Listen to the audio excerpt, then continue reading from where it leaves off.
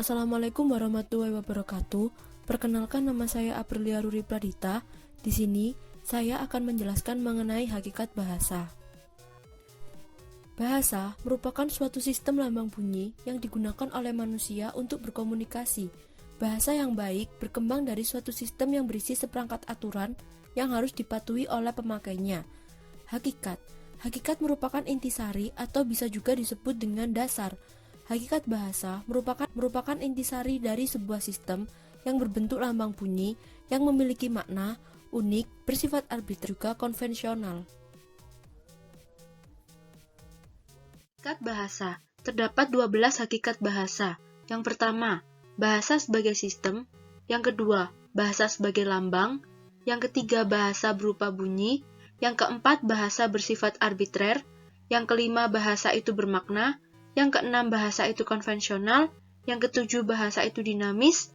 Yang kedelapan, bahasa itu bervariasi. Yang kesembilan, bahasa itu manusiawi. Yang kesepuluh, bahasa itu produktif.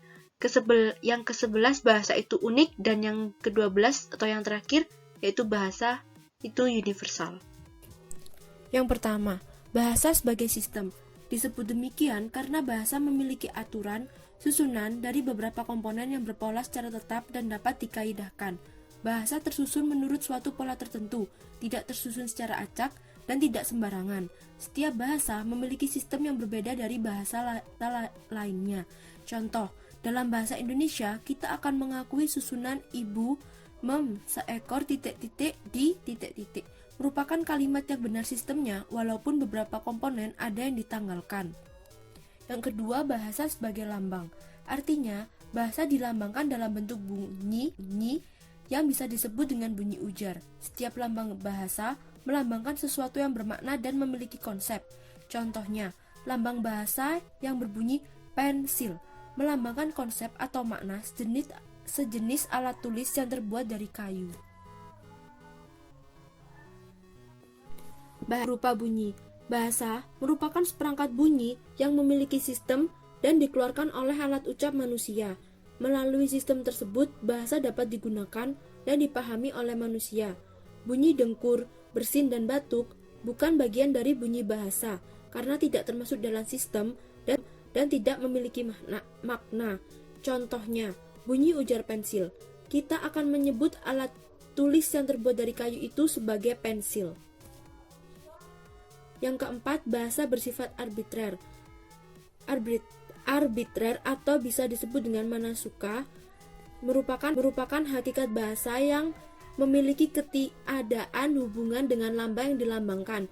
Bunyi manasuka atau arbitrer ini menjadi suatu kebiasaan yang menetap dan menjadi bagian dari sistem bahasa. Contohnya, seperti konsep besar tubuh yang lebih kecil daripada ukuran normal. Dalam bahasa Indonesia, disebut dengan kurus, krempeng, ataupun langsing. Yang kelima, bahasa itu bermakna. Artinya, bahasa memiliki sistem lambang bunyi yang berwujud bunyi ujar, di mana wujud ini dilambangkan dengan mengacu pada pengertian konsep atau gagasan yang disimpulkan dan memiliki makna. Perlu diketahui bahwa bunyi bahasa dapat bersifat konkret di alam nyata dan bersifat tidak konkret. Contoh lambang bunyi yang konkret yaitu buku yang mengacu pada lembar kertas berjilid yang berisi tulisan kosong. Sedangkan untuk lambang bunyi yang bersifat tidak konkret yaitu seperti konsep adil, damai, dan lain sebagainya. Bahasa itu konvensional. Disebut demikian karena penggunaan lambang bunyi bahasa untuk suatu konsep tertentu sudah disepakati oleh penutur suatu bahasa. Hakikat bahasa ini berkaitan dengan ciri arbitrer. Apabila arbitrer memiliki hubungan antar lambang bunyi dan konsep, konvensional memiliki hubungan dengan penutur bahasa dalam menggunakan lambang bahasa. Penutur bahasa akan mematuhi konsep bahasa tersebut agar nantinya komunikasi yang dilakukan tidak terhambat. Contohnya, lambang bunyi pensil hanya digunakan untuk menyatakan sejenis alat tulis dari kayu. Apabila menggunakan lambang lain seperti silpen atau epsnil, maka akan menghambat sebuah komunikasi. Yang ketujuh, bahasa itu dinamis. Artinya, Artinya, bahasa tidak terlepas dari berbagai kemungkinan perubahan yang dapat terjadi sewaktu-waktu. Mungkin saja akan ditemukan banyak kosakata baru yang muncul, tetapi juga akan ada kosakata yang tenggelam atau tidak digunakan lagi. Contohnya, sarjana. Dahulu bermakna orang yang cendekia, sekarang berubah dan merujuk pada lulusan perguruan tinggi. Yang kedelapan, bahasa itu bervariasi. Bahasa digunakan oleh berbagai macam masyarakat yang disebut dengan masyarakat bahasa. Anggota masyarakat suatu bahasa biasanya terdiri dari berbagai latar sosial dan budaya yang berbeda. Hal inilah yang menyebabkan bervariasinya sebuah bahasa. Terdapat 3 varian atau ragam bahasa. Yang pertama idiolek, dialek, dan ragam. Masyarakat Indonesia tidak asing dengan berbagai variasi bahasa seperti bahasa Sunda, Jawa, Minangkabau, dan lain sebagainya. Contoh, dalam bahasa Indonesia kita mengenal kata makan. Dalam bahasa Jawa, makan berarti mangan. Sedangkan dalam bahasa Dayak Ngaju, makan berarti kuman. Bahasa itu manusiawi, memiliki arti bahwa bahasa hanya dimiliki oleh manusia dan digunakan oleh manusia, sebab manusia diciptakan sebagai makhluk rasional yang berakal budi. Hewan tidak memiliki bahasa, namun hewan menggunakan alat komunikasi berupa bunyi atau gerak isyarat. Bahasa yang dimiliki oleh hewan tidak bersifat dinamis. Manusia dapat menguasai bahasa karena manusia mempelajari bahasa. Manusia memiliki banyak kelebihan dalam berkomunikasi dan menyampaikan maksud melalui bahasa. Selanjutnya, bahasa itu produktif.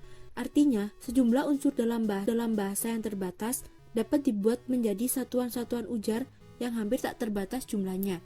Contohnya, fonem kait dapat membentuk fonem kita, tika, dan kati. Bahasa itu unik. Disebut unik karena bahasa memiliki ciri atau sifat khas yang tidak dimiliki oleh bahasa lain. Ciri khas ini bisa menyangkut mengenai sistem pembentukan kata, pembentukan kalimat, atau lain sebagainya. Contoh, kalimat dia membeli buku. Makna dalam kalimat ini yang melakukan tindakan membeli buku adalah dia. Lalu, kata membeli bermakna suatu kegiatan.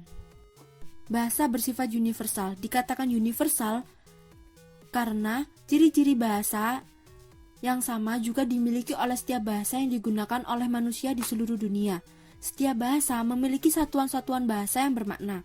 Setiap bahasa pasti memiliki satuan bahasa seperti kata, frasa, klausa, kalimat, dan wacana. Walaupun nantinya satuan-satuan yang terbentuk tidaklah sama. Contoh, dalam bahasa Indonesia terdiri dari kata nomina atau bisa disebut kata benda, verba atau kata kerja, dan lain sebagainya. Sekian pemaparan materi yang bisa saya sampaikan. Terima kasih. Wassalamualaikum warahmatullahi wabarakatuh.